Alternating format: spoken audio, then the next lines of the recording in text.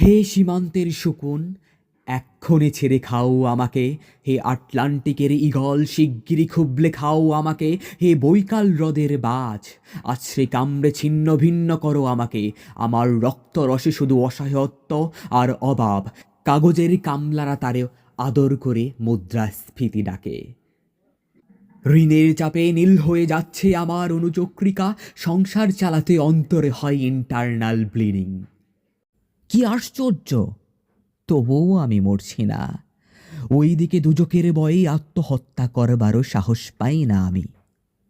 খোদাকে বললাম আমি মরতে চাই। তিনি বললেন, বেঁচে আছো? কে বলল? সহস্রাব্দ উন্নয়নের সাক্ষী হিসাবে রাজা তোমাকে মমই করে রেখেছেন। বাজারের দীর্ঘ শ্বাস ফেললে নাকি রাজ্যের ভীষণ বদনাম হয়। রাজারও মন খারাপ হয়।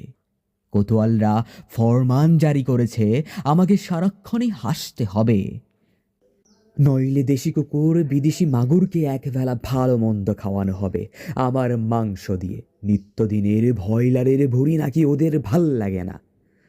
অথবা আমাকে বাঘে দিয়ে বেচা হবে। মানুষেরও তো খাওয়ার স্বাদ হতে পারে, তাই না? ভাগ্যিস তা বিদেশি সুপার শপে বিক্রি হবে না। দেশি মানুষেরও তো হক বেশি আমাকে খাওয়ার। এই দুজখী যখন নিয়তি, তখন আমি উদাম হয়ে ডাকছি দুনিয়ার শ্রেষ্ঠ মাংসাশী বিহকদের, হে ঈগল, চিল ও ভয়ঙ্কর বাজেরা, হে সাম্রাজ্যবাদী সাহসী শকুনিরা, তোমরা F-35 মতো, MiG-29 মতো দল বেঁধে হামলে পড়ো আমার বুকে। আমার রান থান চক্ষু কলিজা আজ সব তোমাদের গণিমতের মাল। দেশি শুয়োর খুবলে খাওয়ার আগে, দেশি শুয়োর খুবলে খাওয়ার আগে আমায় ইচ্ছে মতো ছেড়ে খাও তোমরা। দোহাই দোহাই, শুধু মস্তিষ্ক খেও না আমার, তাহলে শীঘ্রই দাস হয়ে যাব তোমারও।